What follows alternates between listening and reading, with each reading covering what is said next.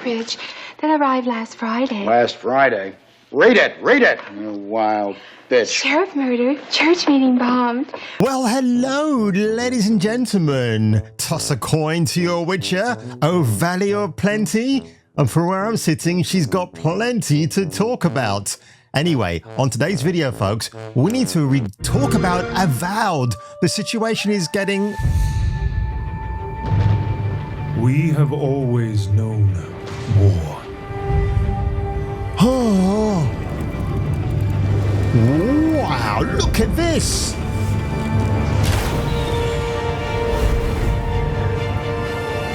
It forged our empire. Turned heroes into queens and kings.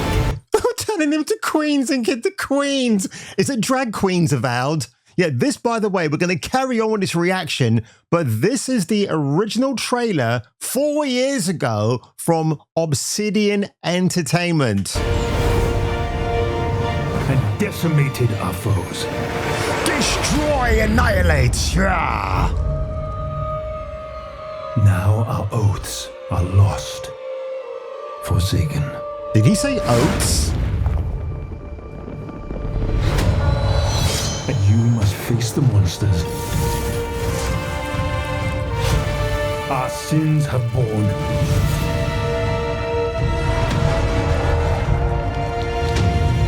Is an oath worth the weight of a crown?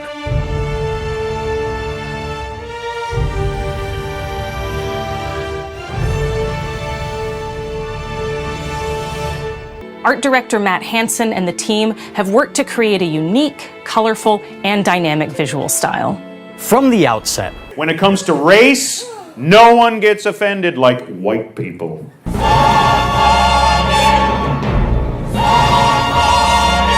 The reason why I'm talking about Avowed again today, because the creative director, Matty Hansen, went out on a bit of a meltdown on Blue Sky Social, because when you leave Twitter X and you want to DEI or die on the hill, you just migrate on over to Blue Sky Social because it's such a wonderful, heavenly place, isn't it? Take a look at this. This is a character design from Avowed. I shit you not. That is really quite horrendous. I have no idea why my screen is flashing on and off like that. It's a bit strange. Maybe it's the temporal disturbance that this image is causing right now. It is pretty hilarious. Let's give it a quick refresh and see what happens. Even the refresh can't refresh this image right here. That is pretty hideous beyond the belief. And I think, folks, that Avowed is pretty much cooked at this stage. Well, space fans, exciting news, huh? And there's even more in part 2. On today's episode of Kung Fu Hot Dog. Okay, you can come. Are you coming? Kind of busy right now. And I'm coming for it, Ken. I'm coming for the fucking money, you piece of shit.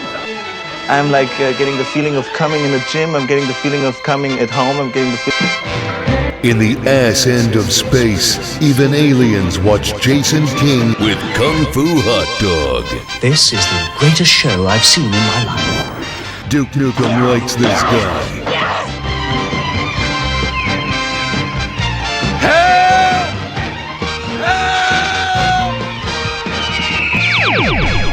Approved by 1970s Robert Redford.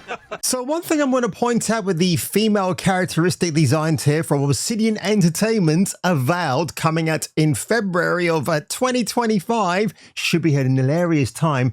Again, the mouth animations just look out of place, don't they? Nice to see a redhead for a change. And I'm loving it way more than I expected, because I honestly And by the way, this is Skill Up, or Shill Up Ralph from Australia. So his hands-on preview of the game is interesting. Very modest expectations for this one. Like, I wasn't expecting it to be bad, but just some of the marketing and the lead up to it gave me a bit of a shaky feeling. By the end of this hands-on session, I was fully on board. Now remember, folks, 4 years ago, and you saw that trailer just now that I just reacted to, how dark and broody and mystical it is, and now it's all bright, bubbly, and very breezy.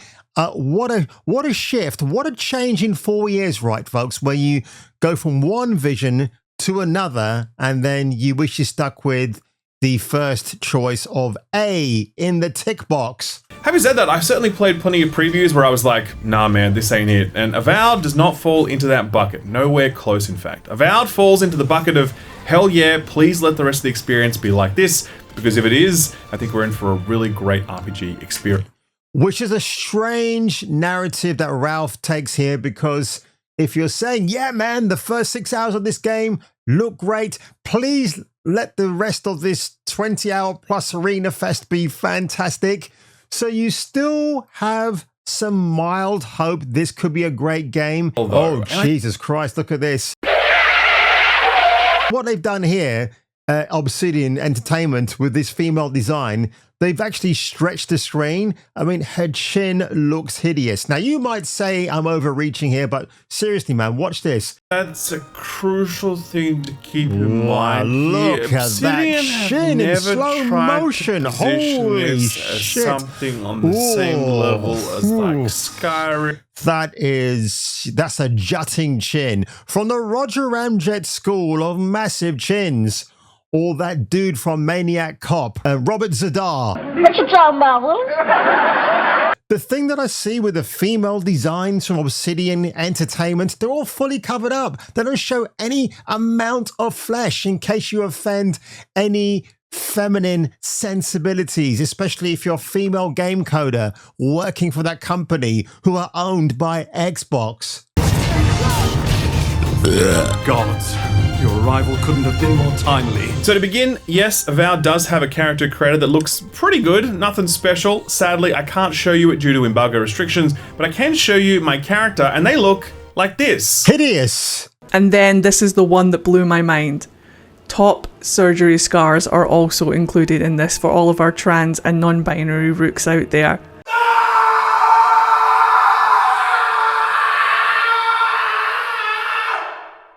Now, folks, the reason why I'm very year-specific regarding this Avowed trailer from Obsidian Studios, which dropped on YouTube on June the 9th, 2024, they say themselves in the description below, coming in 2024.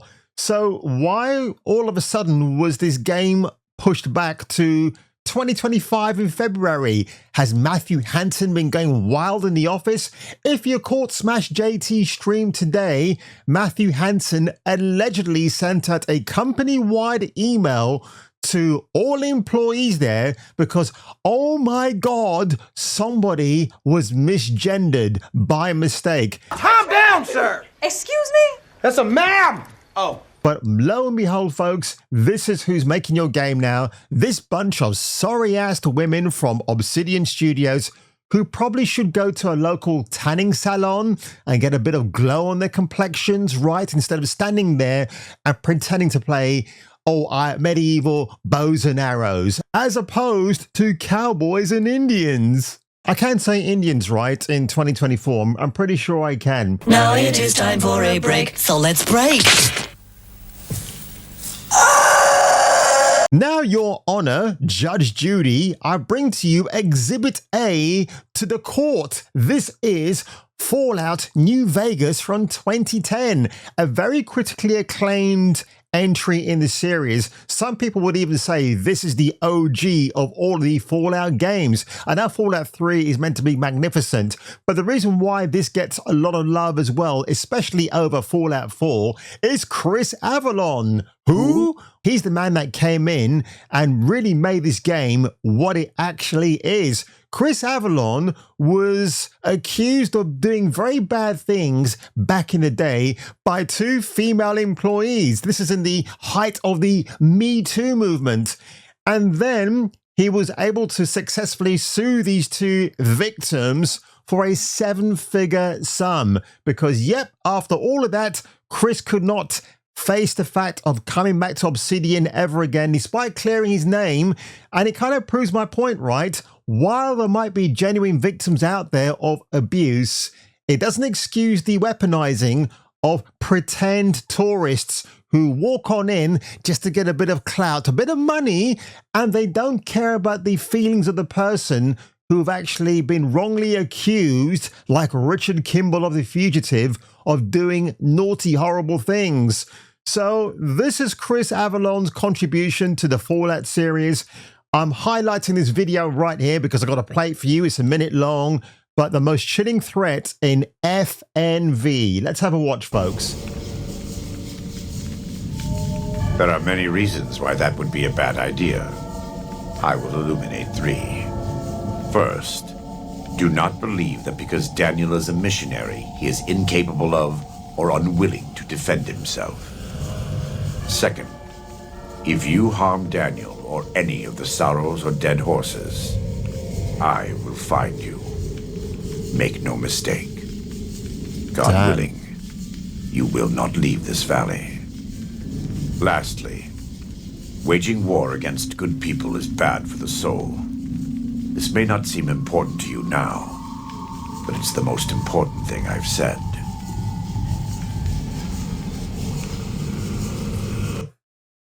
Holy shit. So I'm very curious. If you go and kill that person, does Joshua Graham come after you in the game? I'm very curious to know that.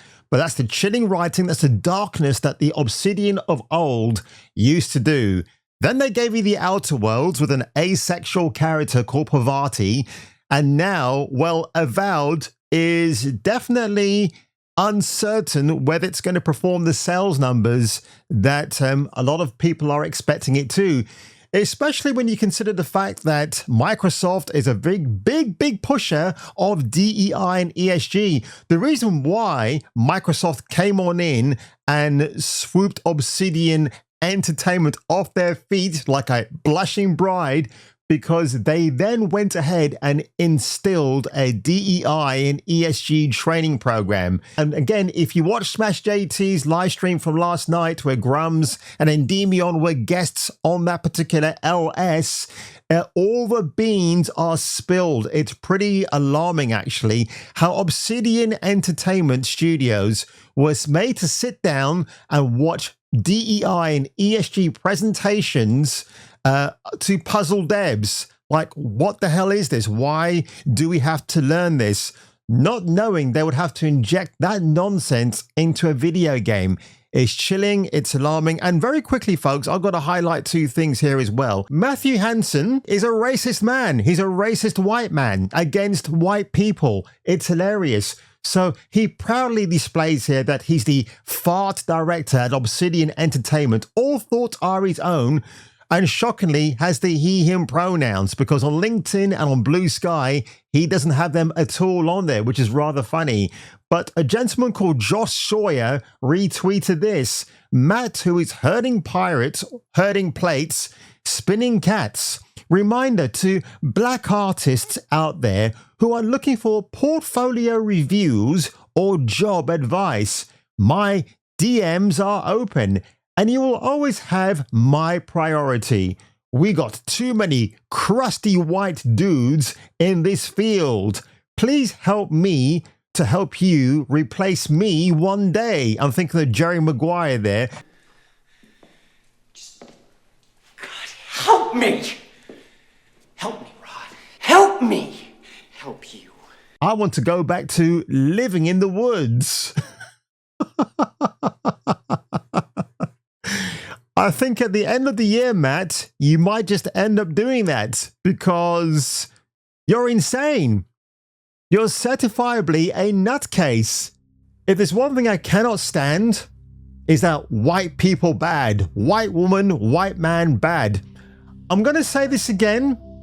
As I grew up in the time I did, I was influenced by a lot of white entertainment. Why do you think I always say Peter Parker is my one and only Spider-Man? Why is Miles Morales a knockoff? Because he is. Again, to quote the phrase that is often used, Miles Morales is a tokenized version of white Peter Parker. Tokenization is when you take an existing white character, but you paint them black or brown or whatever, because you cannot create your own original character, because you might think he or she could possibly suck. Back in the 90s, when I tried to break into broadcasting, I would have interviews with the BBC and even ITV or Carlton TV back then with the managing directors because they saw some potential in me. Now, I would walk away from those because I didn't get the job afterwards, and I would, as a very ignorant man back then, blame it on prejudice, on racism, when truthfully, at the end of the day, I just wasn't talented enough. My own ego got the better of me because I thought I was the shit. I could walk through any broadcasting corporation door and think I could bring the goods to the front table.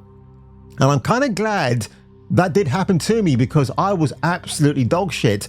Imagine me in front of a camera back then. I would probably be all nerves, shitting my pants, pissing my floor, whatever, right? Pissing on the floor. I think that's what Jay Giles' band once sung. No, that's Pissing on the Wall, wasn't it? So I'm kind of glad that happened. And now that we have YouTube, which is great, it's allowed me to be a bit more confident, to get to speak my mind. I am my own editor, producer, and director. I don't have anyone out there to do fancy editing for me, despite those numerous Indian emails I get on a once or twice a week basis in my inbox, which are rather funny to read. And yeah, when you have people like Matt Hansen, who talks about getting rid of the crusty old white dudes and make way for unqualified black people, that's not really, that's failing upwards. It's not sending out a message that black people have to be feeling empowered. Again, as Smash JT said in his live stream, why do we talk about color when it comes to people? Why don't we just talk about what they can bring to the masses, right? What genuine talent do you have that can be beneficial to the company? Not about your skin color. Again, Phyllis Spencer and Sarah Bond, oh, they're definitely in deep with the very woke ESG, DEI, mind hive dog shit, right? Good for them, because Microsoft isn't the company it used to be. It used to be a company I really loved once.